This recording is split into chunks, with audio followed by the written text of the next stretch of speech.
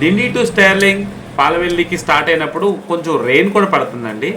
చాలామంది నాకు రిక్వెస్ట్ చేసింది ఏంటంటే డిండి నుంచి స్టెర్లింగ్కి వెళ్ళేవే మాకు పాత్ కరెక్ట్గా ఐడియా లేదు, సో నువ్వు వెళ్ళేటప్పుడు కొంచెం దాన్ని వీడియో చేసి ఒక యూట్యూబ్లో అప్లోడ్ చేయి, so that is helpful to us అని ఫ్రెండ్ అడిగాడండి. సో తనకనే కాదు, డిండి నుంచి స్టెర్లింగ్కి వెళ్ళే వాళ్ళు చాలామంది స్ట్రగుల్ అవుతున్నారు.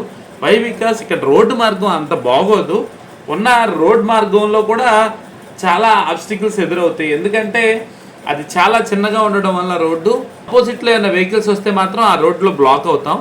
సో ఆ రోడ్డు సింగిల్ రోడ్డు అయినప్పటికీ ట్రాన్స్పోర్ట్ బాగా నడుస్తుంది. దీనివల్ల ఏంటంటే ఆ రోడ్డు అంతా ఆక్యుపైడ్గా బిజీగానే ఉంటుంది ఏదో వెహికల్స్తో. స్టెర్లింగ్ పాలవెల్లి మంచి పేరే ఉంది, బట్ మెయిన్ డ్రాబ్యాక్ ఎక్కడ అంటే ఈ రోడ్డు వల్ల. ఈ రోడ్డు వల్ల ఇక్కడికి వెళ్ళడానికి చాలామంది ఇబ్బంది పడతారు.